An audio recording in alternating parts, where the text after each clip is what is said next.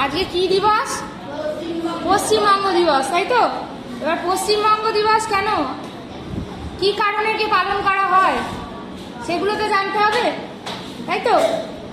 এর কি গুরুত্ব, আজকে কেন এই 20শে জুন দিনটাকে কেন পশ্চিমবঙ্গ দিবস নামে অভিহিত করা হয়েছে, কেন একে পালন করা হয় সেটা তো জানা খুব দরকার, তাই তো? তো আমি যেটা বলছি সেটা সবাই মন দিয়ে শোনো, ঠিক আছে?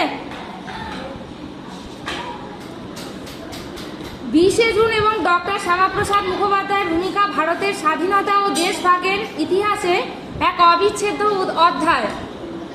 20শে জুন যখন এই তারিখটাকে আমরা বলবো, তার সঙ্গে সঙ্গে আর একজন মানুষেরও নাম চলে আসবে, আর একজন মহাপুরুষের।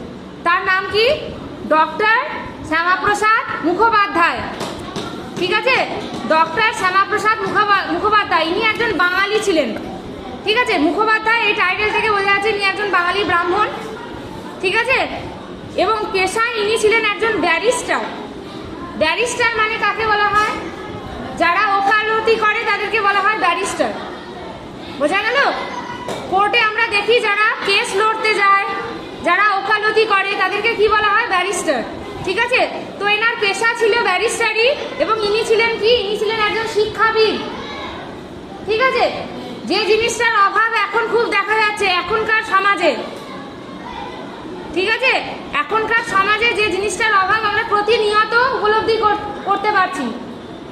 কোনো একটা সমাজ চালানোর জন্য, কোনো একটা দেশ চালানোর জন্য কিসের প্রয়োজন? বুদ্ধিজীবী মানুষের প্রয়োজন, ঠিক আছে? কিন্তু বুদ্ধিজীবী মানুষের এখন খুব অভাব, তাই তো?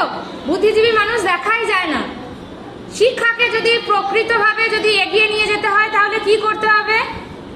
সেটা কারা করতে পারবে? যারা শিক্ষা প্রেমী, শিক্ষা দরদি, শিক্ষাবিদ, তাই তো? যারা পড়াশোনাটাকে ভালোবাসে তারাই কি করতে পারবে? এর মর্মটা, এর গুরুত্বটা উপলব্ধি করতে পারবে এবং তাকে সঠিক পথে পরিচালনা করে নিয়ে যেতে পারবে, ঠিক আছে?